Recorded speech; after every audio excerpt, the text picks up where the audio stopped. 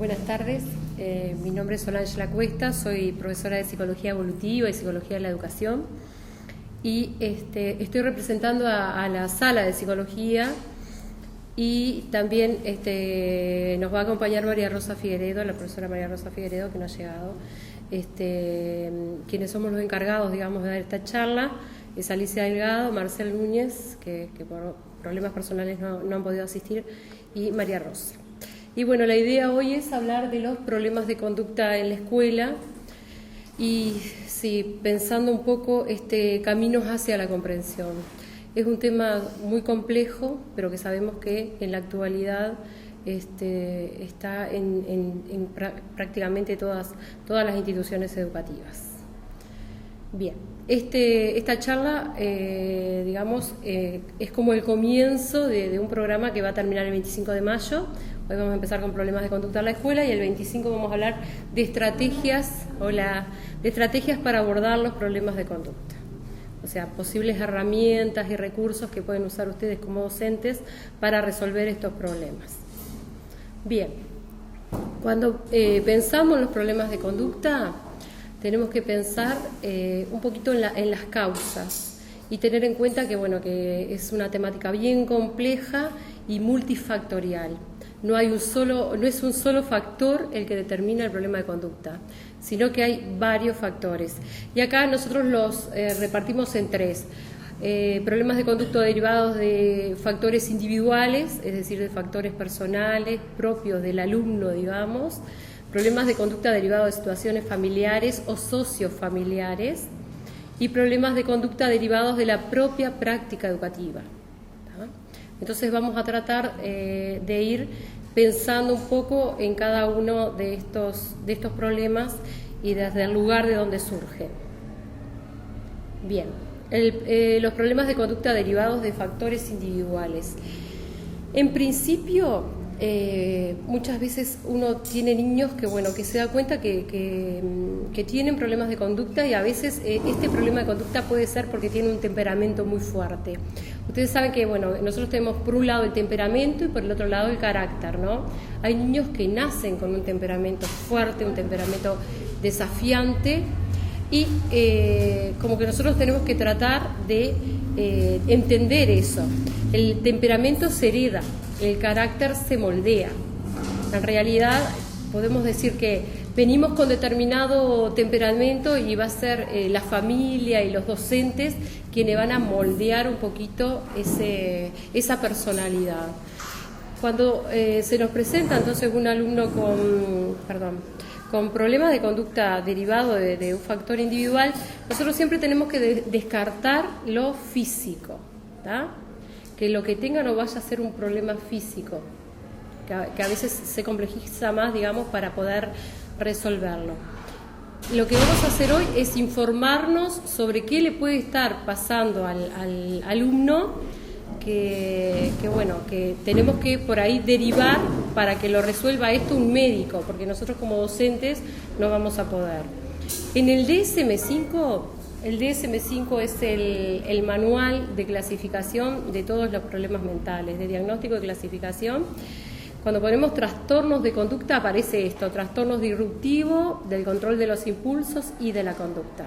Y no solamente habla de trastornos de conducta, trastornos negativista desafiante y trastorno explosivo intermitente, que ahora vamos a ver cada uno cómo se define.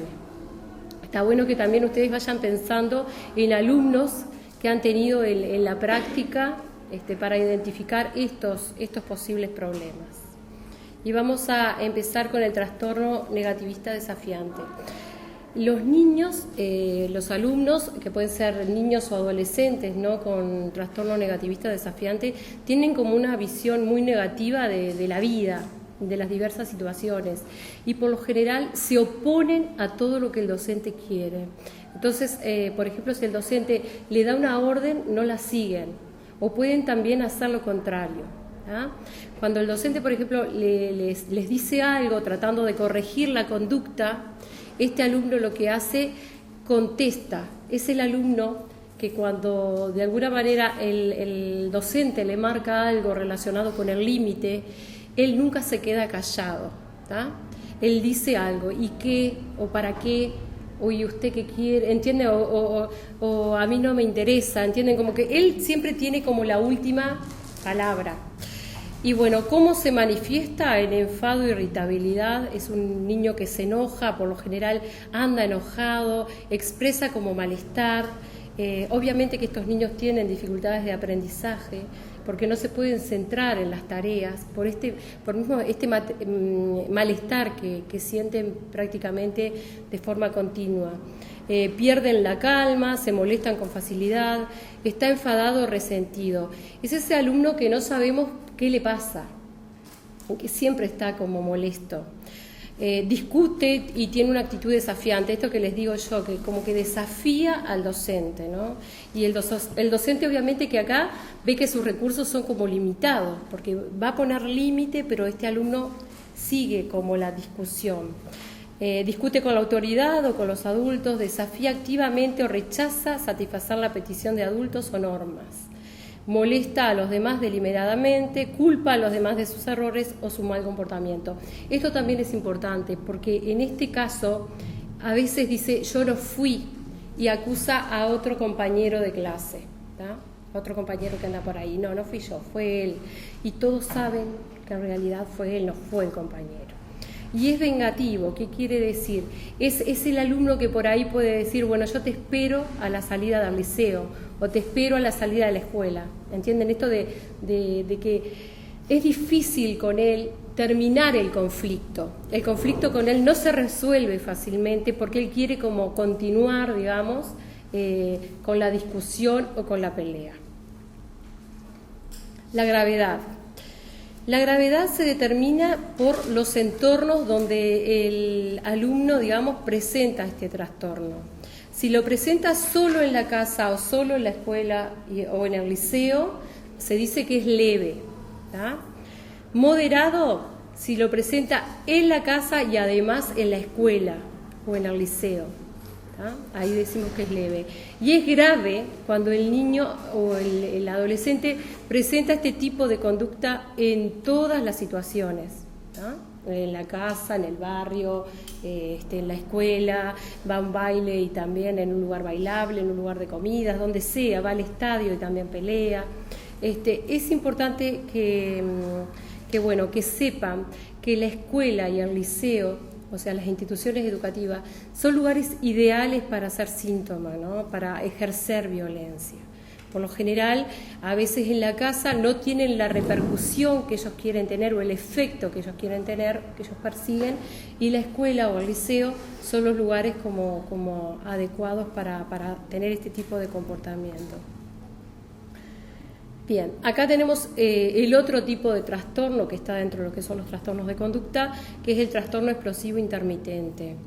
Este niño puede tener periodos de estabilidad, niño o adolescente, alumno, digamos, pero hay momentos en que explota, pero explota mal.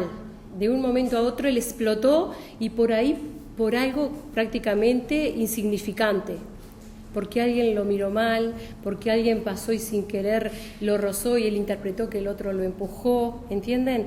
Por cuestiones insignificantes, pero que para él, subjetivamente, el otro lo hizo de forma intencional.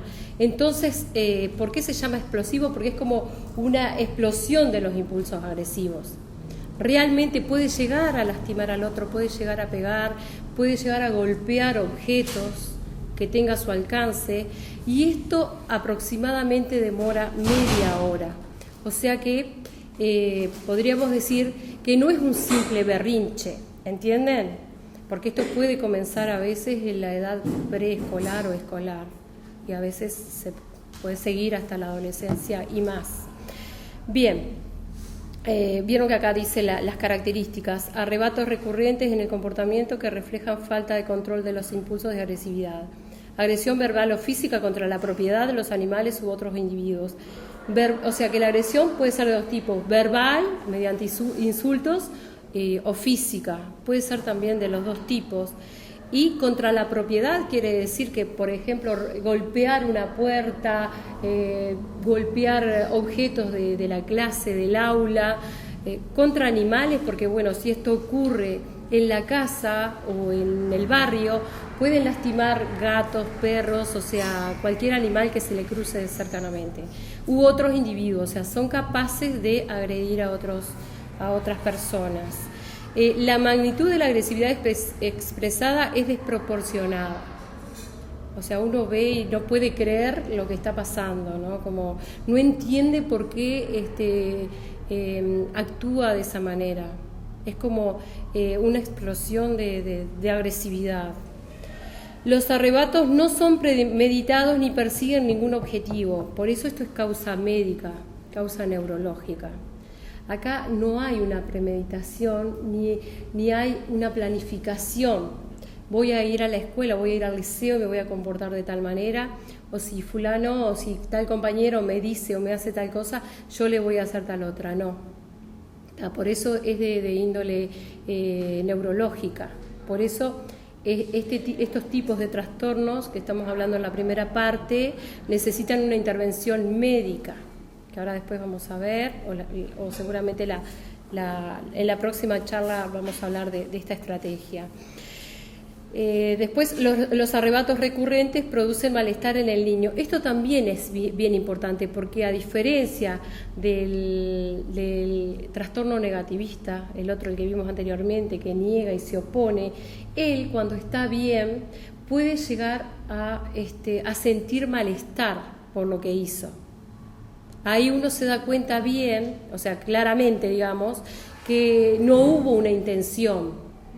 Porque después puede sentir como un poco de vergüenza, un poco de arrepentimiento, puede llorar, puede angustiarse y este alumno puede pedir perdón, puede pedir disculpas, puede tener marcha atrás. El tema que, claro, igual hay que ver la forma de evitar este tipo de trastorno, porque interfiere en el funcionamiento, en el desarrollo del propio individuo y también en un salón de clase con un grupo de alumnos.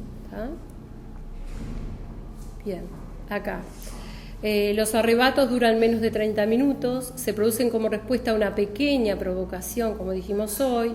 Existe una falta de control de comportamiento agresivo impulsivo en respuesta a una provocación experimentada subjetivamente. Esto quiere decir que subjetivo, que él piensa que el otro le quiso agredir. Y se caracteriza por una escalada de ira. Son niños que por lo general, alumnos que quedan colorados de la bronca, de la rabia, y que vemos que hay como una descarga motriz importante cuando se da la explosión, ¿verdad? Intermitente, porque no tienen un patrón estable de este comportamiento, es algunas veces. Y ahora vamos al trastorno de conducta propiamente dicho. Para hablar de trastorno de conducta propiamente dicho, tenemos que tener a un niño que hace más de un año que presenta este problema de conducta. El trastorno de conducta es permanente, es estable, persiste, digamos, en el tiempo. Entonces, es un patrón repetitivo y persistente de comportamiento en el que no se respetan los derechos básicos de los otros, las normas o reglas sociales propias de la edad, lo que se manifiesta por la presencia en los 12 últimos meses de los 15 criterios siguientes en cualquiera de las categorías. Es decir que el trastorno de conducta de origen biológico o neurológico, para poder diagnosticarse, tiene que haberse presentado por lo menos 12 meses antes de que uno decide derivar o de la consulta médica, ¿tá? Por lo menos tener un año de permanencia. Y acá están los criterios para poder, digamos, diagnosticar. Estos criterios muchas veces son los que observan ustedes en la escuela, digamos, cuando piensan en algún alumno con problema de conducta. Por lo general, agreden a personas y también a animales. Las personas que tienen trastornos de conducta. Acosa, amenaza o intimida a otros. O sea, esta actitud amenazante de acoso, de perseguir, muchas veces también ellos eligen al más débil del grupo, A veces esto el más débil del grupo puede ser un alumno, un compañero tímido, un compañero que se repliega, que participa poco. A veces también eligen a algún alumno que tiene alguna característica que lo hace diferente, porque es más chiquito físicamente, o porque tiene obesidad, o tiene algún problema físico que se puede observar. Entonces hay una cuestión de acoso. ¿Qué quiere decir? Que él persigue a este alumno para maltratarlo, ¿tá? Maltratarlo verbal o físicamente. También inicia peleas y las inicia en el aula y en el recreo. Vieron que el recreo, como ellos se sienten un poquito más libre, por lo general es un lugar como ideal para buscar este tipo de conflictos con los compañeros. También para poder diagnosticar o hablar de un trastorno de conducta propiamente dicho, tenemos que saber si alguna vez ha usado un arma que puede provocar serios daños a terceros, ¿no? El arma puede ser un ladrillo, una trincheta, un compás, un objeto punzante, lo que se les ocurra. Acá también habla de cuchillo y arma porque, bueno, en adolescentes, por ejemplo, puede haber, o en personas adultas también. Ha ejercido la crueldad física contra personas, esto es de realmente lastimar, pegar, o contra animales. Por lo general, todas las personas que están dentro de los trastornos de conducta rechazan a los animales, ¿no? Entonces, por ejemplo, pueden agarrar un gato de la cola, revolcarlo, o yo qué sé, tirarle agua caliente a un perro. Entienden como que ellos hacen ese tipo o tienen ese tipo de actitudes, ¿no? Ha robado enfrentándose a una víctima. Esto de quitar las pertenencias ajenas, que bueno, nosotros le llamamos comúnmente robo, y además de quitar las pertenencias ajenas, son capaces de enfrentar a alguien y decirle, bueno, yo no fui, y sabemos bien que por ahí fue él, ¿no? Y también en la adolescencia podemos hablar de problemas sexuales como de tipo abuso, ¿no? ¿Qué pasa? A veces los problemas de conducta comienzan en la niñez y llegan a la adolescencia sin diagnóstico y sin tratamiento farmacológico. En este caso, una de las estrategias es el tratamiento farmacológico, ¿sí? Entonces, ¿qué pasa? No se mejora con la edad este tipo de trastorno, sino que tiende como a empeorar. Por eso pueden llegar a tener conductas abusivas, sexualmente hablando. En cuanto a la destrucción de la propiedad, ellos parece que no pueden medir las dimensiones del peligro, ¿tá? O sea, parece que no tuvieran conciencia del peligro, pero en realidad tienen conciencia del peligro, ¿sí? Se ha comprobado que muchos alumnos con trastornos de conducta pueden, por ejemplo, prender fuego yo qué sé, en cualquier lugar. A veces les gusta este tema de los incendios, ¿no? Entonces pueden prender fuego a algo con la intención de provocar daños graves y pueden destruir deliberadamente la propiedad de alguien. Por ejemplo, yo qué sé, romper los vidrios de la escuela. Capaz que lo pueden hacer cuando no estén los maestros, un sábado o un domingo. ¿Entienden? Esto hay como una necesidad, digamos, de querer romper. Y a diferencia de los otros, acá hay un objetivo, hay una intención, ¿tá? Hay una intención de dañar. Pero bueno, por eso necesitan este tratamiento para que, bueno, esto vaya cesando de alguna manera. El tema del engaño o robo. Ha invadido la casa, edificio o automóvil de alguien. Son como invasores, o sea, no tienen problemas en entrar a una casa o entrar a un campo que sabemos que es ajeno o algún lugar. Ellos como que entran y les gusta entrar a lugares que no se puede. Les gusta como, digamos, enfrentarse a lo que está prohibido. A menudo miente para obtener objetos o favores o para evitar obligaciones. Y ha robado objetos de cierto valor sin enfrentarse a la víctima. O sea, esto también de de robar. Saben que también esto, si se da en el tiempo y no reciben tratamiento, muchas veces las conductas delincuentes o delictivas de los adolescentes están fundamentadas justamente en un trastorno de conducta que no fue tratado. Bien, el incumplimiento grave de las normas, por lo general son escapistas, ¿no? Y se escapan no solamente de sus casas, se escapan de la institución educativa. Por ejemplo, no les interesa estar en clase y dicen me voy y se van. O sea, por eso digo, hoy en día las escuelas por lo general están cerradas, pero puede él, por ejemplo, decir me voy y se va del aula y sale, ¿no? Esto de querer como fugarse, de querer escaparse del lugar. Y cuando uno hace entrevista con los padres, puede observar que salen en la noche, si pueden, y se escapan de los padres. A veces los padres pierden el control de dónde están, no saben dónde están.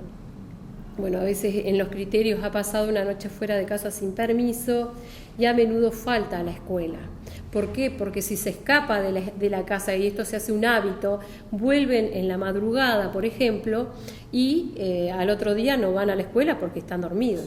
Simplemente por eso. O sea, ¿quién los levanta después para ir a la escuela si ellos tienen un trastorno de conducta? Los papás tienen que tener como mucha voluntad y persistencia como para obligarlos a ir a la escuela.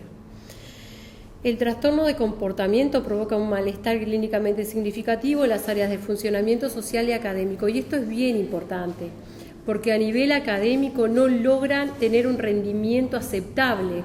Por lo general, el rendimiento de los alumnos con problemas de conducta es insuficiente o apenas aceptable. ¿Está? O sea, no pueden concentrarse, no pueden atender y no pueden rendir.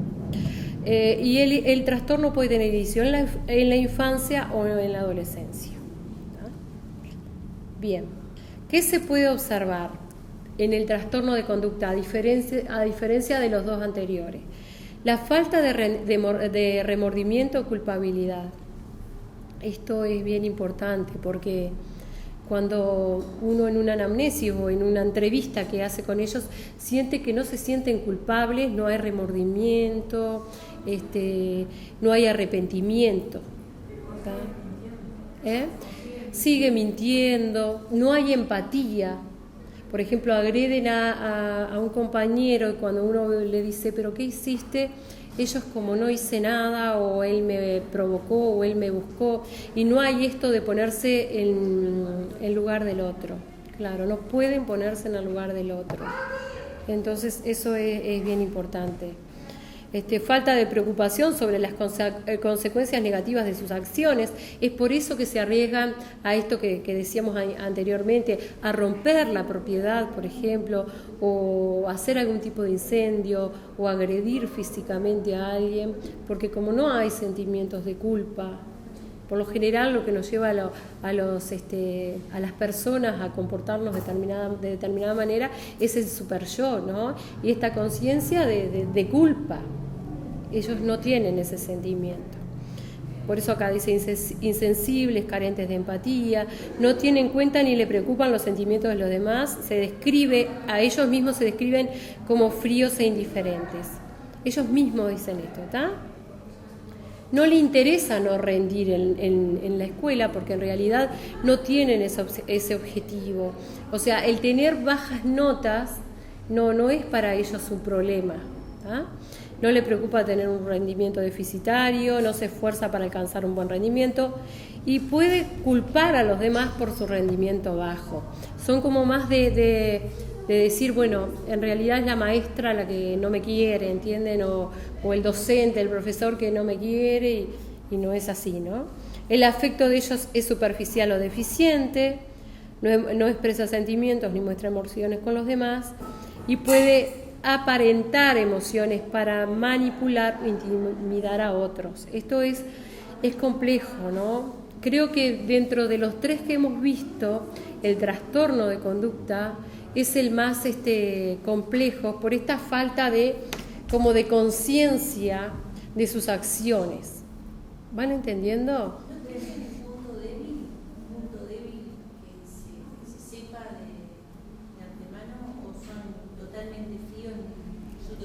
Si es trastorno de conducta de, digamos, causa médica, ahora vamos a ver otras causas, se manifiestan así. Tienen que cumplir estos criterios, digamos, para el diagnóstico. Son totalmente fríos, no hay arrepentimiento. Viste que en el anterior, en el explosivo intermitente, ellos se arrepienten después de la explosión. Entonces, digamos que cuando hablamos de un pronóstico, ¿no? Tiene mejor pronóstico el alumno que se da cuenta y se arrepiente y tiene sentimientos de culpa, al alumno que no le importa. Porque bueno, si hace algo y no le entienden, no sé, lo comparo con una psicopatía. ¿Vieron la psicopatía? Cuando un individuo hace algo y no hay sentimiento de culpa, lo puede seguir haciendo. Porque esto no pasa a nivel pensamiento, es puro impulso. O sea, acá lo que hay es un pasaje a la acción sin mediar el pensamiento, ni siquiera el lenguaje. Capaz que con el explosivo intermitente, cuando se calma, uno puede hablar y puede tener un diálogo acerca de lo que ocurrió, y ahí seguramente surja angustia en el alumno. Pero acá, en el trastorno de conducta, no. Puede mejorar si recibe un tratamiento médico. ¿Tá? Si recibe un tratamiento médico, sí. Por eso quería también, digamos, ponerlo en esta charla, porque esto existe, hay un porcentaje, además de otros problemas de conducta que ahora vamos a ver que se pueden resolver de otra manera. ¿Saber cuándo realmente hay arrepentimiento? Porque pensando en algunos casos que he visto y que me han ocurrido en la escuela, de que hasta me parece que pueden manipular eso de que me hago el arrepentido. Exactamente. ¿Cómo te das cuenta que Claro. no son un arrepentimiento real, sino que Claro. ya sabe cómo manipular la situación y cuando Ya sabe cómo presenta a los padres y por decisión pasó algo en la escuela? Exactamente, bueno, ahí es por eso que estamos tratando de informarnos para ver, digamos, todos los criterios y ver todas las formas que hay de expresar este problema de conducta, para que ustedes tengan una herramienta, porque si ustedes observan estas características en un alumno y esto persiste, bueno, ustedes pueden hacer un informe de derivación, y la derivación va a ser al médico de cabecera. Ese médico de cabecera va seguramente a derivar a un psiquiatra infantil o a un psiquiatra de adolescentes. Pero en estos casos que estamos hablando, que son propios del individuo y de cuestiones neurológicas, sin la medicación es imposible poder, digamos, mejorar esta condición. ¿Tá? Bien. Cuando no se trata en la adolescencia, que donde nosotros lo vemos y llega a ser un adulto. Claro, por lo general los pronósticos de cuestiones, digamos, así bien disfuncionales o trastornos que producen inadaptación, sin tratamiento tienden a empeorar. Bueno, hoy en día ustedes ven los informativos y ven lo que está sucediendo.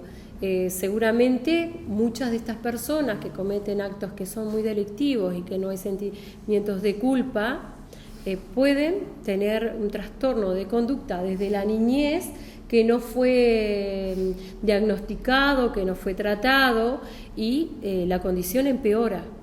Pero no tiene vuelta atrás después que yo llegue a ser adulto con ese trastorno. Con medicación, en este caso con medicación. Sí, con medicación y psicoterapia, ¿no? También psicoterapia que acompañe, ¿no? Por ejemplo, yo siempre digo, tiene mejor pronóstico el que se da cuenta y quiere cambiar.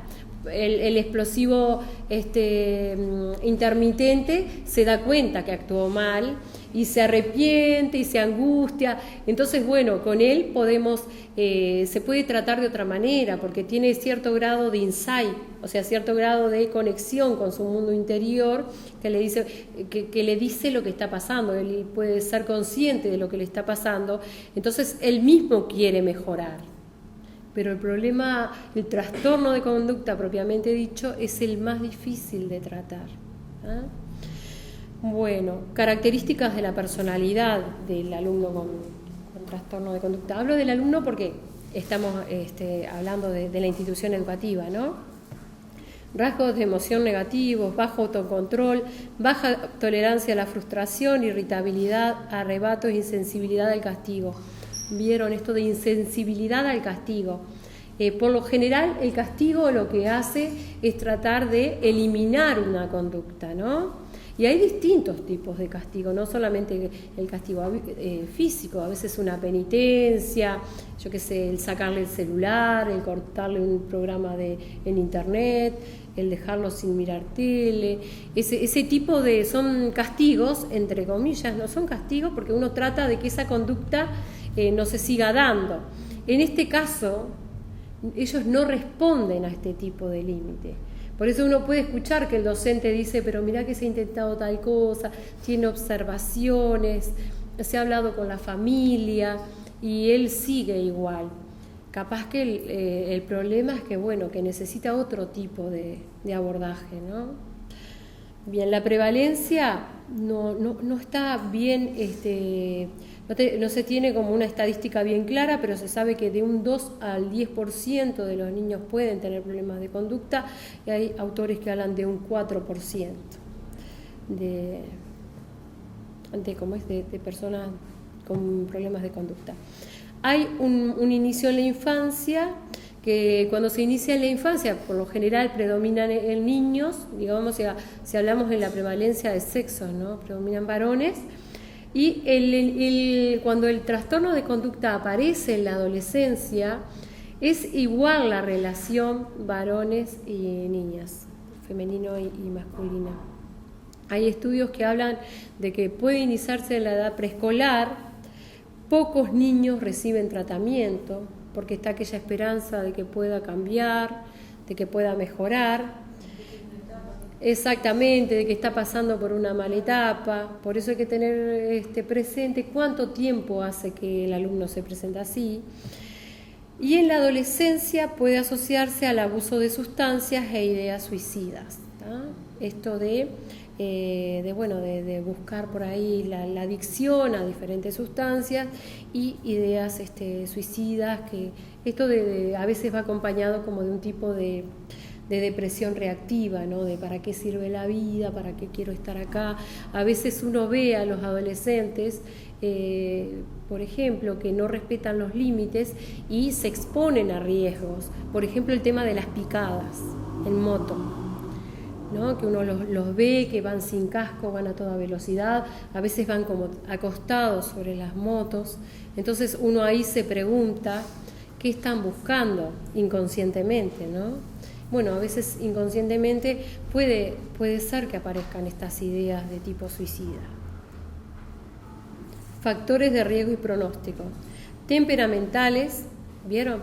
Esto que hablábamos al principio, el temperamento fuerte, que a veces los padres dicen, no puedo con él, y tiene 4 años, ¿tá?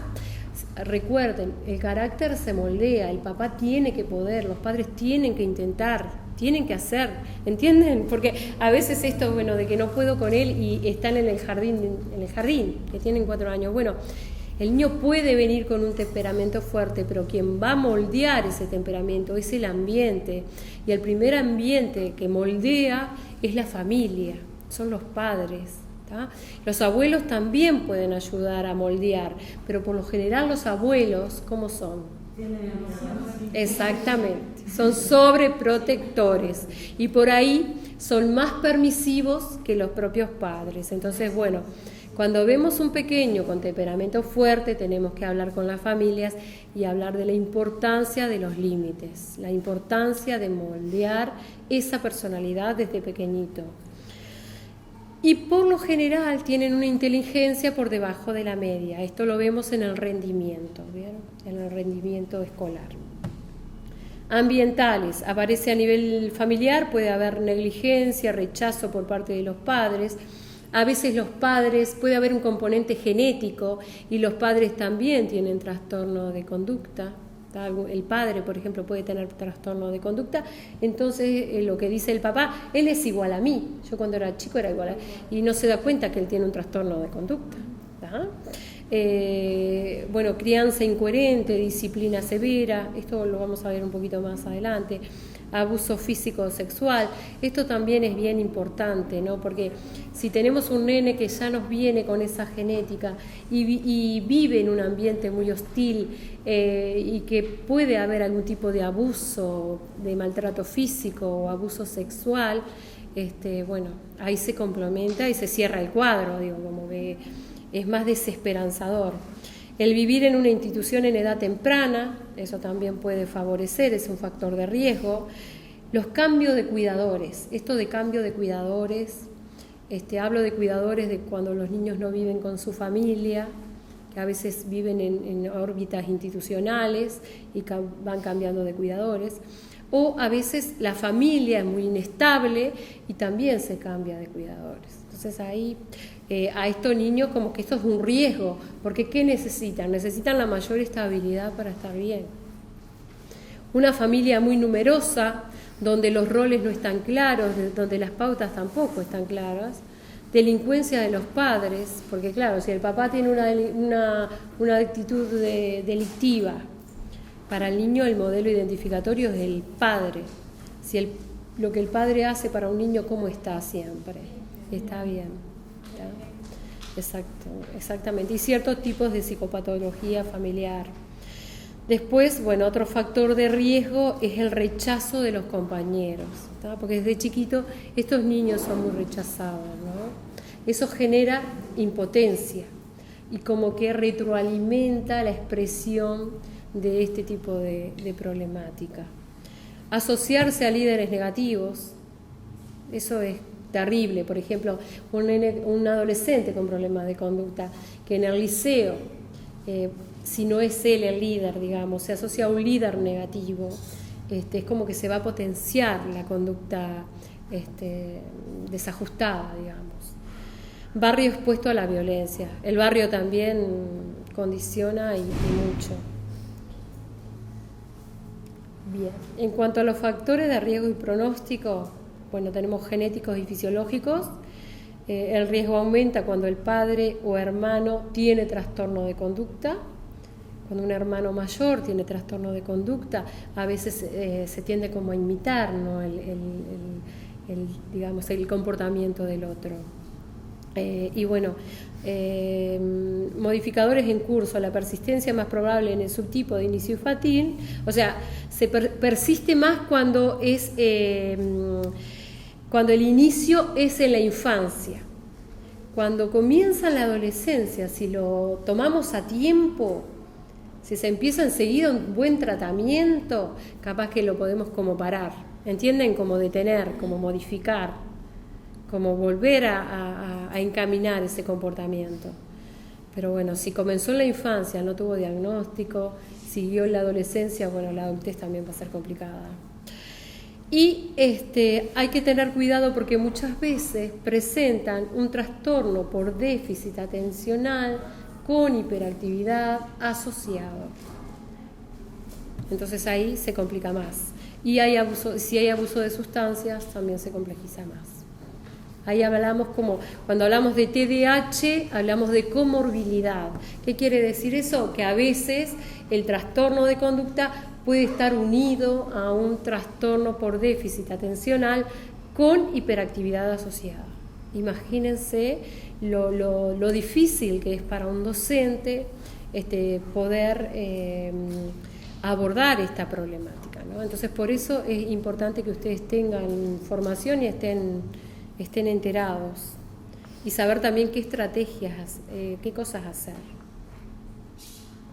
Bueno, muchas veces estos tres subtipos que vimos se pueden confundir con trastornos por déficit atencional, con hiperactividad, como vimos hoy, con hiperactividad propiamente dicha, trastornos depresivos, pero en este caso depresión reactiva.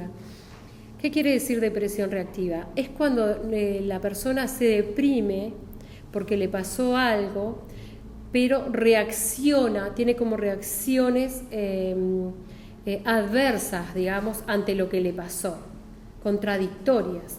Hay dos tipos de depresiones.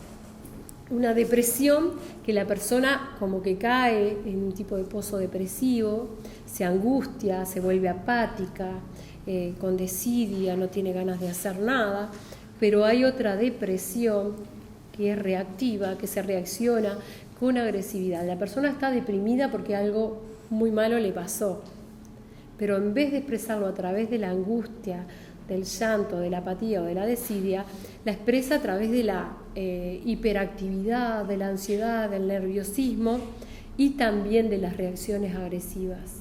Y esto se llama depresión reactiva. Y a veces se puede confundir con, por ejemplo, un trastorno, como el que dijimos, explosivo intermitente. Por eso hay que mandar a un especialista a estos alumnos porque hay que saber diferenciar bien. Y por otro lado tenemos el trastorno bipolar, que también muchas veces inicia en la adolescencia y, o en la juventud, y hay que diferenciarlo. Comorbilidad. Esto, digamos, tenemos que ver que el problema de conducta, el trastorno de conducta, se puede presentar con otras entidades, como por ejemplo el trastorno de déficit atencional, que ya lo nombramos, con trastorno específico del aprendizaje, con trastorno de ansiedad, con trastorno depresivo reactivo o bipolar, y con trastornos por consumo de sustancias. O sea que a veces no va solo, a veces va acompañado por otro tipo de trastornos, ¿no? Obviamente que por eso es necesario, digamos, el abordaje farmacológico en estos casos. Bien. ¿Alguna pregunta sobre los aspectos anteriores, de individuales, aspectos más relacionados con el abordaje médico? ¿No? Por ejemplo, tú dijiste que casi siempre los trastornos de conducta tienen bajo rendimiento. Sí. Puede pasar que tengan solamente los últimos, los diferenciales, por ejemplo, trastorno de hiperactividad y sean brillantes, por ejemplo, porque a veces tenés casos que hay niños que son brillantes, pero no se respetan las normas, por ejemplo, de convivencia, no escuchan, pelean también, pero no siempre, no continuo, pero son en rendimiento, son buenos. Bueno, ahí no estaríamos dentro de un trastorno de conducta de origen médico. Ahí tendría otro origen, que ahora capaz que vamos a ver otros orígenes, otras causas, porque recuerden que siempre es multifactorial. Para estar dentro de lo que vimos anteriormente, tiene que tener un coeficiente intelectual menor a la media o bajo, y problemas de rendimiento, problemas de aprendizaje. Si tú ves que el alumno es brillante, tiene un coeficiente intelectual medio o superior, seguramente la causal sea una de estas que vamos a ver ahora. Sí. Pregunta, ¿siempre se manifiesta el trastorno de conducta propiamente dicho, digamos? Porque si tienen trastorno, pero si el ambiente lo ayuda, puede ser que nunca... No, está muy bueno lo que estás preguntando. Capaz que se le nota que tiene dificultades para aprender, pero no... Claro. El ambiente y el ambiente familiar puede resultar ser un buen factor de protección. Pero siempre se va a manifestar... Va a tratar de... Pero bueno, es como esto. ¿Vieron esta dicotomía que hay siempre entre lo genético, entre lo que traemos y entre lo que recibimos, ¿no? Por ahí están los genes, pero si el ambiente es continentador, es protector, pone límites, pone pautas, puede ser que de alguna manera pueda minimizar estos síntomas y que no se exprese. Capaz que en la escuela tú como docente observas alguna tendencia o algún síntoma, pero capaz que no lo configura totalmente porque tiene ayuda desde lo familiar.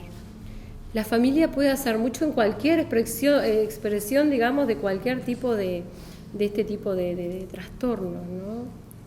Ustedes vieron que cuando hablamos del último, que es el más grave, a veces el papá también tiene trastornos de conducta, entonces es muy difícil, pero por ahí, si el nene tiene trastorno de conducta y los padres no lo tienen, y los padres por ahí tienen un comportamiento muy regulado, son estables emocionalmente, pueden ayudar a que el niño o adolescente se mantengan, y ellos son los que van a valorar por ahí si necesita intervención médica o no, ¿tá?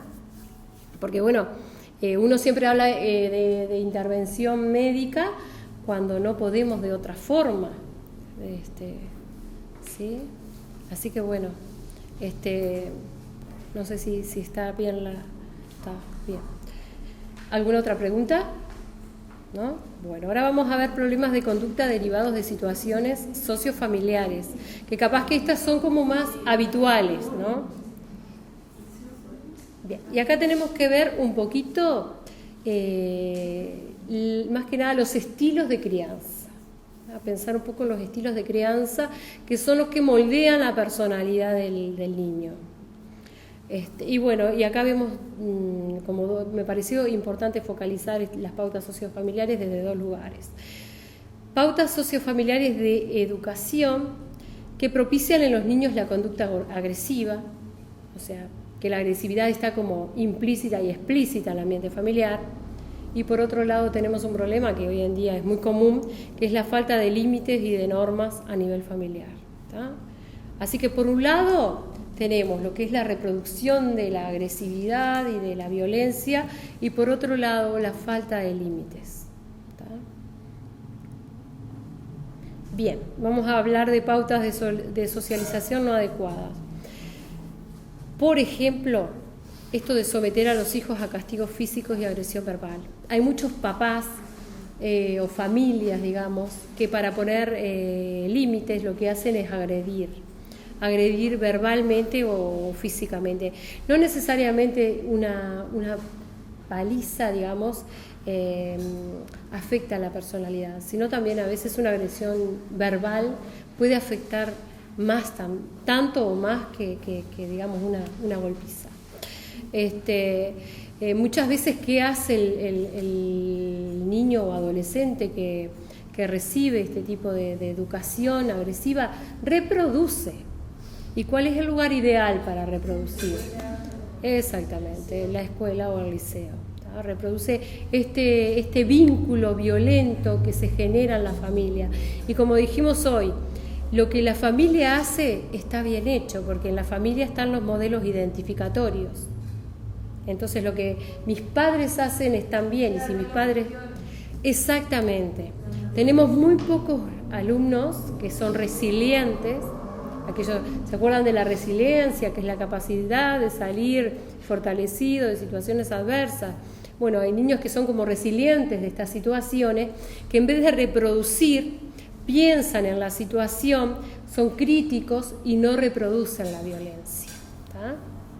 Bien, la discusión de los adultos frente a los niños. O sea, papás que discuten mucho, que discuten frente a ellos, que por ahí no dejan que el niño opine y el niño está escuchando de forma pasiva todo esto. Bueno, el niño después puede canalizar en la escuela también estas discusiones, puede verbalizar todo lo que los padres hacen y dicen. También la agresión entre los padres. A veces ustedes saben que puede ser este tipo unidireccional, que papá agreda a la mamá en esto de violencia de género dentro de la familia, o puede ser violencia-agresión, donde el papá es agresivo con la mamá y la mamá se defiende agresivamente, y a veces la mamá comienza la pelea y el papá la sigue, y así se reproduce un circuito de violencia que se transforma en trastorno de conducta, en problema de conducta, y ese problema de conducta es grave. Porque un niño que vive un caos en la casa, su vida se vuelve un caos. Entonces, ¿cómo nosotros le pedimos después en la escuela como docentes que pueda aprender, que se concentre, que preste atención, que participe, que respete? Si en la casa nadie respeta a nadie, o sea, no se respetan entre ellos, los hermanos, ¿entienden? Entonces es como bien complicado. También otra cosa que genera violencia es la desvalorización del niño a nivel familiar. Esto del no podés, del que él no puede, que él no sirve, que él no es útil. A veces también una cosa que hacen los padres y que bueno, los padres se aprende a ser padres en la práctica, ¿no? Yo sé que a veces es bien complejo, pero esto de comparar, ¿no? De que tu hermano mayor es así y tú sos de determinada manera. Y sin querer se está desvalorizando al niño, ¿no? Estas comparaciones entre hermanos no son buenas, ¿no? Porque todos los hermanos y todos somos diferentes, exactamente. O a veces porque el niño tiene por ahí un poco de dificultad de aprendizaje, también se lo desvaloriza. Eso genera bronca. Entonces muchos niños, digamos, cuando internalizan la bronca o la ira, se vuelven como apáticos, se retraen, no participan. Pero otros, ¿qué hacen? Exacto, otros se rebelan. Y se rebelan a través de esto, una explosión de los impulsos, digamos, ¿no? Agresivos, agreden, están enojados. Y a veces el lugar para expresar que estoy enojado, porque estoy enojado con la vida, es la escuela, ¿no? Hay niños que están enojados con la vida. O de repente no pueden estar en la casa. Claro, y por ahí en la escuela sienten que, bueno, que alguien les presta atención, la maestra les presta atención, los otros compañeros. Bien, el negativismo de la madre, esto los autores nombran mucho el tema de las mamás negativas, que ven la vida como negativamente, para las cuales nada está bien, mamás que a veces esperan al niño a ver qué le pasó hoy, que lo esperan que salga de la escuela a ver qué le pasó hoy, si fulano lo agredió, si fulano le dijo alguna cosa, si Juancito le pegó, Juancito te pegó, Juancito le pegó al compañero. Esto reproduce violencia. De esto habla muy bien Alicia Fernández, el año pasado lo vimos con algunos alumnos en el seminario de dificultades del aprendizaje, el adulto adivino, que está afuera y dice a que Juancito hizo tal cosa, como tratando de que su hijo le cuente cómo se comportó Juancito, y en realidad está... Exacto, no le pregunta cómo pasaste, cómo te sentiste, sino qué te hicieron. Y eso promueve actitudes violentas en el propio niño, ¿no? Bien, y a nivel social, como que las situaciones de pobreza generan malestar, ¿no? Muchas veces esto va relacionado con cuestiones internas del no tener, ¿no? Estas necesidades insatisfechas, ¿no? Que cuando uno dice, bueno, a veces el niño en la escuela ve lo que tienen los otros compañeros y él no puede por la situación de pobreza. Tenemos alumnos que van a la escuela con frío, que van desabrigados, que van con hambre. Por eso yo siempre, una de las cosas que hablamos es esto de, bueno, de no comer alimentos. Incluso los docentes, no ponernos en el patio a comer una manzana roja deliciosa enorme, porque por ahí estamos con alumnos que tienen hambre, ¿tá? Y esto de no tener genera impotencia y genera ira. A veces uno tiene que ser como empático y ponerse en lugar del niño, ¿no? El niño está viendo que cosas que él desea y no puede tener. Entonces se traduce en un problema de conducta, ¿no? Por eso es multifactorial realmente. Igualmente hoy en día la escuela está cumpliendo como un rol de dar mucha asistencia al niño. Y hay niños que ven como colmadas muchas necesidades familiares en la escuela. Pero igual, digo, como que las necesidades familiares son familiares y tendría que ser la familia la que pueda cubrir algunas necesidades. ¿Seguimos? Acá tenemos la parte 2, que es la ausencia de límites. Que los límites son necesarios. Una de las cosas que solemos hablar con los alumnos es que a los 15 meses el niño ya puede aprender el no. A los 15 meses termina la edad bebé. Entonces ahí ya aprende el no. el no se puede, el no se debe, se empieza a construir desde ahí, pero para eso hay que aplicarlo, hay que decirle no, ¿no? Porque a veces pasa que los papás crean como un ambiente para el niño donde está todo permitido y no se practica. Claro, es pequeño, es chiquito, se porta re bien. O a veces haces una entrevista con el nene, con los padres, y los padres te dicen, pero en casa yo nunca le tengo que decir que no, porque él se porta muy bien, porque claro, en ese ambiente él puede hacer lo que quiere y los papás, claro, lo dejan. El tema es que la escuela o el jardín tiene otros requerimientos, y después el liceo, obviamente, a los que el niño tiene que obedecer. Entonces, bueno, acá tenemos padres muy permisivos y sin autoridad, padres que dejan hacer. Entonces el niño llega a la escuela, a la institución educativa, tratando de hacer cosas que no puede. Y esto se traduce en ¿qué? En un problema de conducta, problema de comportamiento. Cuando un niño se enoja y va a hacer un berrinche, que no. Exactamente, ahí ves la falta de límites. Ahí que no tiene límites. Exactamente. O sea, un niño que no está acostumbrado al no, ¿tá? El berrinche puede ser por dos situaciones, ¿no? Esto igual, vamos a ver estrategias el 25 para ver cómo solucionamos esto, ¿no? Una puede ser porque le dijiste que no directamente, entonces te hace el berrinche para ver si tú cedes, porque los padres ceden cuando él hace el berrinche. U otro motivo puede ser el berrinche que tiene finalidad de llamar tu atención, ¿tá? Porque él con el berrinche llama la atención de los papás. Entonces, bueno, distorsiona, digamos, el funcionamiento de la clase, es un problema de conducta y la solución la tiene en este caso la familia. Los docentes también ponen límites, o sea, los docentes dentro de lo que es el ámbito escolar pueden ayudar a construir estos límites, igual que en el liceo, ¿no? Pero es más complejo, es más difícil si vienen sin límite desde la familia. Como que necesitamos el apoyo de la familia. Después, acá los límites son señales que muestran al niño hasta dónde puede llegar. Son pautas relacionadas con las costumbres y normas sociales, con hábitos de convivencia, ¿no? Esto de poder respetar, incluso hábitos de cortesía, ¿no? Uno cuando entra a un salón de clase saluda al otro, se despide, ¿entienden? Como, por ejemplo, forman fila, respetan las rutinas, cuando toca el timbre tienen que entrar, esto de que se atiende al profesor, de que no nos sentamos de espalda, de que hábitos de escucha, de esperar.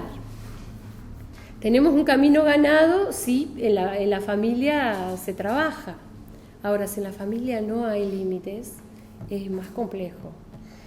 Un niño sin límites puede tener dificultades en controlar sus impulsos agresivos y presentar problemas de conducta en la escuela. Esto seguro, ¿tá? Así que los problemas de conducta también pueden tener esta causa, que sería como la más, no sé si más fácil, pero sería posible solucionar si llegamos a una negociación o acuerdo con los padres, pero va a ser más fácil cuando el niño es pequeño. Yo recuerdo una vez que en clínica, ¿no? Me llevó un papá con una adolescente de 13 años porque empezó a salir, ¿no? Entonces, hablando con ese papá, yo le pregunté a él, cómo él ponía límites, ¿no? Y él no ponía límites antes. Entonces, acá tenemos los alumnos de profesorado, es mucho más difícil poner límites en la adolescencia si nunca dijiste que no antes, ¿entienden? Entonces, por eso esta es la importancia como de hacer pactos con los padres o negociar el tema de hasta dónde llegás. Además, después la vida te pone sus límites, porque después del liceo está la universidad, después está el trabajo, el mundo laboral, que tiene un horario, tiene determinadas normas, determinadas costumbres, determinadas pautas que la persona con problemas de conducta no va a poder aguantar en un trabajo, no va a poder permanecer. Son las personas que van de trabajo en trabajo por problemas, por problemas de discusiones o problemas de agresividad. Bien, y ahora vamos a esta otra causa. Creo que hoy igual no vamos a agotar las causas porque son muchas, pero bueno, algunos problemas de conducta que pueden derivarse de la propia práctica educativa y bueno, hay autoras como Alicia Fernández que en los libros La inteligencia atrapada, Poner en juego el saber, y los idiomas del aprendiente, ella habla de cómo los docentes, sin querer a veces, retroalimentamos un círculo de violencia dentro de la institución educativa, pero lo hacemos sin darnos cuenta, digamos. ¿Está? Bien. Acá hay algunas manifestaciones, ustedes ahora después se van a llevar una pauta de una evaluación, de cómo ustedes van a tener como que pensar, digamos, en un alumno con problemas de conducta y cuáles son las manifestaciones, o posible también alumno con problemas de conducta, en el caso de quienes no están haciendo la práctica, pero de los que están haciendo la práctica pueden pensar en algún alumno.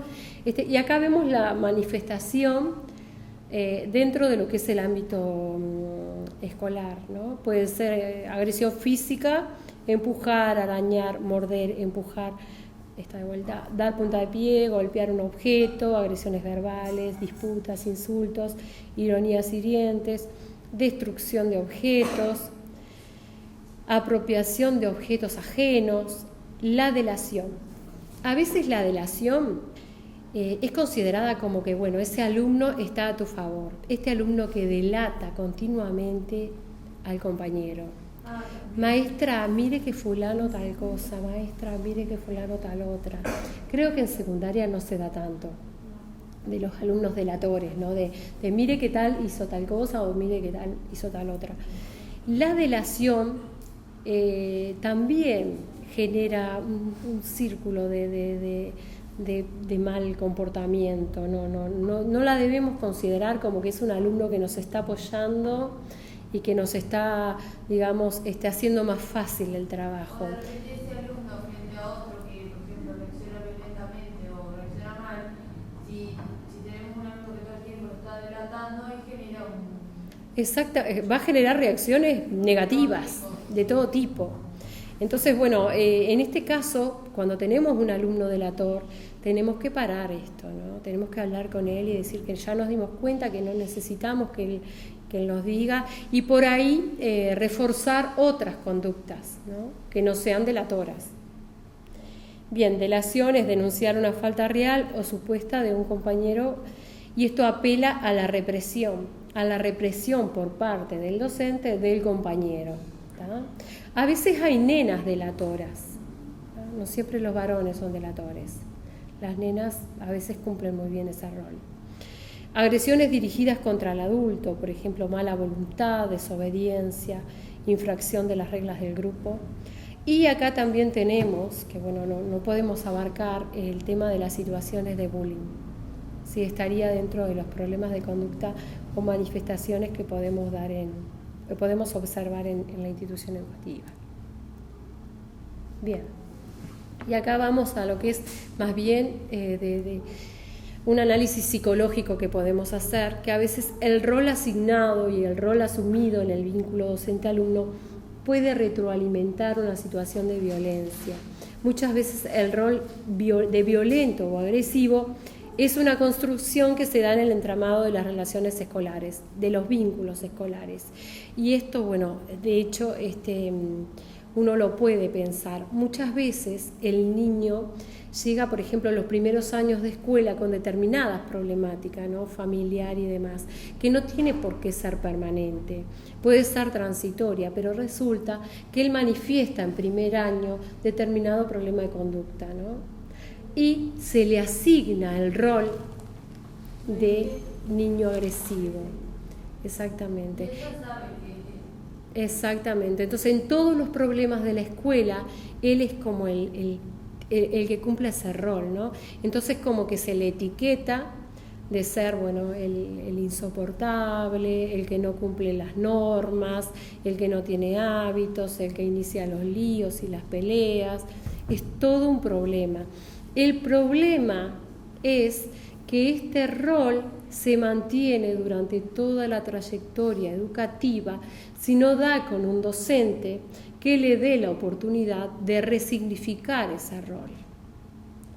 Que lo mire, que el docente lo mire desde otro lugar, seguramente. Lo tiene que mantener. Exacto. Tiene que seguir comportándose. Porque en realidad los docentes inconscientemente lo están señalando. O de repente no ven cómo estaba realmente al principio y capaz que fue teniendo mejorías leves, Exacto. pero ya automáticamente lo diagnostican como, o sea, el diagnóstico grupal. Claro. Ya lo estigmatizan, lo ponen como bueno, y de repente si te pones a comparar, por ejemplo, en primaria que hay las observaciones en Murí, lo podés ver, de repente ha ido mejorando, no está como estaba antes, no había Claro. cero límite, por ejemplo. Claro, como que por ahí esas mejoras que tú dices no se visualizan. ¿Por qué? Porque como tú dijiste, está estigmatizado. Entonces, bueno, está muy bueno que ustedes que están acá, ¿no? Que pueden de alguna manera pensar que esto existe y que, bueno, que podemos como nosotros, como docentes, dar otro significado a la historia del niño, resignificando ese estar en la institución educativa, ¿no? O sea, y esto se da por medio del afecto. Le tenemos que dar la oportunidad de que realmente es bueno, porque nadie nace malo, lo hacemos malo, el ambiente hace malo, pero el niño no nace malo. ¿Entienden?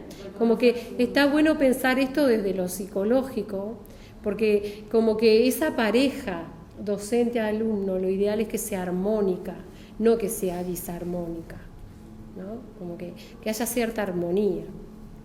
Bien, ese rol asignado se vuelve un rol asumido, porque inconscientemente él se apropia de este rol de, digamos, insoportable, le podemos llamar, el cual obtiene beneficios secundarios del mismo. Él empieza a obtener beneficios secundarios del mismo. ¿Qué pasa? Él se da cuenta que cuando él está en una pelea o en algún problema, los docentes o el ámbito escolar le presta más atención.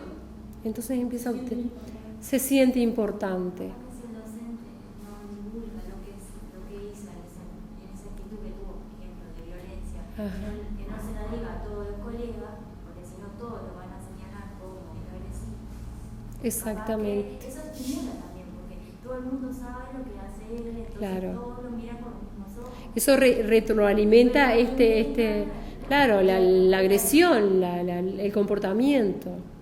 Exactamente. Por ahí la indiferencia hace que esto se aplaque un poco. O felicitarlo en cosas buenas. Exactamente. Escucha todo el tiempo que cada vez que le hablas para retarlo, o para decirle quédese quieto, o para cada vez que te escucha hablar es para un reto. Entonces, ¿cómo Claro. cambia cuando, por ejemplo, viene una persona y le dice muy bien, tuvo 5 minutos quieto papá, pero le dice muy bien, hoy tuviste en posición de trabajo, no sé, le felicitan cosas y ahí cambia la actitud porque ya no está generando lo mismo. Eso es una excelente estrategia. Cualquiera de las dos estrategias que dijeron las vamos a hablar la próxima charla, porque claro, no estamos acostumbrados a reforzar o a recompensar el buen comportamiento, ¿no? En realidad prestamos atención cuando algo no está bien, o esto que a veces habitualmente llamamos a los papás de la escuela, cuando el alumno hizo algo que no es debido o algo mal, digamos, ¿no? No se llama a los papás desde la institución educativa para felicitarlo, ¿no? Entonces, bueno, a veces esto de felicitar cuando el niño está haciendo las cosas bien hace que empiece a cambiar la actitud y esta forma de verse a sí mismo también. Que tiene atención también cuando está bien, cuando Claro. se está comportando bien. Claro. ¿Cómo lo valora la familia y después te puede apoyar también? Puede ser una estrategia para poner límites, ¿no? Exactamente, hacer como negociar con la familia, plantear, porque en realidad este problema realmente es un problema. Cuando tenemos un problema, tenemos que buscar la solución, ¿no? Porque si no, somos parte del problema. Y creo que la solución acá está hablar con los padres, ¿no? Y creo que esto no se agota en la escuela, creo que en la adolescencia, cuando tenemos algunos con problemas de conducta, también está bueno hablar con los padres. Está bueno, porque a veces, bueno, como que el alumno también puede decir, bueno, se están preocupando por mí, hay una preocupación. Porque esto de dejar hacer, como por ejemplo la falta de límite que veíamos hoy, por el alumno puede ser considerado como un tipo de abandono o despreocupación por parte de la familia. Aparte, la parte de docente es más complicado abordarlo que en primaria. Sí, en primaria puede ser que sea más fácil lograr este pacto con la familia, porque en secundaria ya de por sí el alumno está pasando por una etapa que complejiza la situación, ¿no? Bien. Obtiene beneficios secundarios del mismo y se posiciona en ese lugar en toda la trayectoria escolar. Esto es lo que no tendría que pasar, ¿no? Dar esto de, a ver si algún maestro, ya sea de segundo o de tercero, de alguna manera hace que cambie, digamos, esta situación. Y bueno, ¿en qué se refugia, digamos, el niño en esto? Es mejor ser el mal en la escuela a no ser nadie en la vida. A veces también cuando vemos qué importancia se le está dando al niño desde lo familiar, vemos que no se le está dando mucha importancia, ¿no? Entonces, bueno, inconscientemente, claro, por lo menos en la escuela tiene un rol, el rol de mal, el rol de quien no respeta, y es importante, y en la casa. Bueno, ¿cómo se siente el docente ante los problemas de conducta? Los problemas de conducta generan todo. Bueno, a ver, ¿qué generan? Ahora sí los escucho. ¿Qué generan? ¿Qué les parece que pueden generar? Vamos a poner un anterior. A ver, ¿qué pueden generar? Impotencia. Frustración mucha, impotencia. No saber qué hacer. Cómo trabajar. Porque a veces también se descontrola la clase y es como que todo se vuelve caótico. En un momento estaba todo tranquilo y en un momento todo un caos. Exactamente. Te bloquea un cierto parámetro, que queda como... Quedas como paralizado, digamos. Y más cuando haces el intento en varias ocasiones, que es continuo, la llamada de atención que así lo siento que no me cambia. Bueno, algo está fallando. Es difícil sentir que a veces sentí que no va a poder por el tema de tanta diversidad, porque de repente tenés un niño que tiene un cierto tipo de conducta y otro niño capaz que la estrategia no funciona para los dos. Entonces tenés que estar viendo diferentes estrategias para la cantidad de tanto como niños tenés. Entonces en ese sentido eso parece que no vas a poder, porque de repente hay uno que marcarle el límite tanto no funciona. Entonces ahí tenés como que ir buscando estrategias que sirvan para todo, porque tampoco podés prestarle atención solamente a ese niño que te distorsiona la clase y el resto queda ahí como bueno. Además tenés objetivos, ¿no? Como docente, los objetivos curriculares que no puedes perder. Y tampoco puedes ponerle límites a toda la clase y a ese niño como no puedes controlarlo o no ponerlo, porque los otros como... Exactamente. Un cuidado que tienen que tener, que es importante, de que no les desborde la situación, ¿no? Siempre buscar estrategias, siempre intercambiar con los compañeros, porque hay una cuestión que existe y nos desborda, que es el estrés, ¿no? Esto de decir, esto que te paraliza, que no se haga como algo que esto, después vamos a hablar, pero a veces llegamos a situaciones de no tener ganas de levantarte para ir a la escuela, o de estar en la escuela, estar llegando y deseando que el alumno falte para poder dar lo que programaste, porque en realidad eso pasa. Claro, acá la idea es hablar de todo lo que nos pasa. Entonces, cuando te está pasando eso, que estás deseando de que no venga, es porque estás muy estresado. Entonces, hay que buscar pero tenés que tratar de que no se de que no se pueda. Pero La idea es poder de alguna manera expresarnos porque produce alivio. Claro, pero a veces que, por ejemplo, hasta los niños se dan cuenta. Claro. Porque a veces pasa que falta el fatal. Y los niños dicen, ay, no está fulanito, pero nosotros tranquilo. Claro. Y entonces hay uno, yo por ejemplo lo escuché una vez a eso en práctica de los propios alumnos, ¿no? Entonces quedé como, ay, se nos renotará que o sea, que podemos trabajar de... Disculpame porque capaz que todos ven como molesta a ese niño, o sea, molestar en el sentido de que... Porque, claro, el caos se da en todo el grupo, la distorsión se da en todo el grupo, por eso hay que solucionarlo, tratar de... que no es fácil, así como es complejo, digamos, el problema, vemos la complejidad, también las estrategias son complejas. Pero bueno, ¿cómo se siente el docente entonces ante los problemas de conducta? Generan frustración, impotencia, pueden generar ira, ¿no? Pueden generar agresividad también en el docente, que por ahí esa ira y esa agresividad no se canalizan en la escuela, se pueden canalizar en el ambiente familiar a través de frustración, ¿no? Por eso es importante que los docentes tengan un lugar, un espacio para ellos, ¿no? Para poder hacer algo como liberar o hacer, canalizar un poco esta energía, ¿no? Sería lo ideal. Sería lo ideal, porque esto de que siempre decimos, ¿no? ¿Quién cuida al cuidador? Porque de hecho el docente es un cuidador, ¿no? Y hay que cuidarlo, se tiene que cuidar. Bien, los sentimientos negativos pueden generar reproducción de la violencia, entrando en un círculo de difícil resolución. Es decir, que el docente puede también, perder el control de los impulsos. En general no lo hace, pero puede pasar que el docente o grite o se enoje y se pone a la altura del niño, que no es lo ideal. Se pone a la altura comportamental del niño para hacer que el niño lo enfrenta, para ver si el niño decae, ¿no? O por lo menos desciende un poco la agresividad.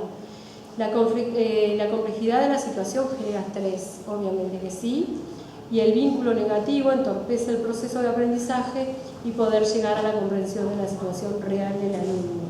Esto es lo que tenemos que tratar de no llegar, digamos, ¿no? Hay algo que se llama el síndrome de burnout, que es el síndrome del quemado laboral, que ustedes saben que un gran porcentaje son docentes, y seguramente es poco, porque en la cotidianidad se tienen que enfrentar a muchos problemas de difícil resolución, como son problemas de conducta, ¿no? Es por eso que es importante que el docente esté informado y por ahí sepa qué hacer, que busque estrategias. Porque a veces uno dice, bueno, pero tiene que saber qué hacer. No, no tiene por qué saber qué hacer. Tener apoyo. Porque ahí está, porque atender la diversidad presenta un montón de retos que el docente a veces no está preparado para eso. Bien. Para concluir, tenemos que aceptar que hemos perdido el viejo rol y que debemos prepararnos para construir el nuevo, modelar nuestro perfil, para construir el nuevo rol. Y modelar nuestro perfil marcando una innovadora y sostenida identidad docente. Esto lo saqué de un librito que después yo le voy a dejar la bibliografía, que se llama La indefensión aprendida. Habla de la indefensión del docente, de cómo el docente va perdiendo sus defensas psicológicas, ¿no? Pero esto de cómo el docente va aprendiendo esto de que los problemas por ahí los desbordan. Hoy en día, por ejemplo, vemos que la violencia está y las situaciones de agresividad y los problemas de conducta están a nivel social.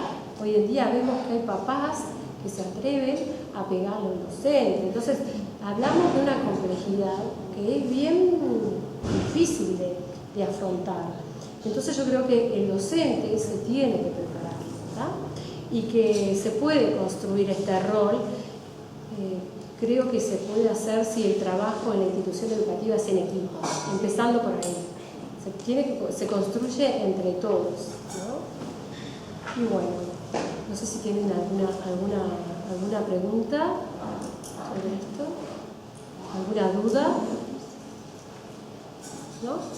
Bueno, muchas gracias. El viernes vamos a ver las posibles estrategias. El próximo viernes. El próximo viernes. Es el viernes 25 de mayo. Muy bien, muchas gracias. Gracias.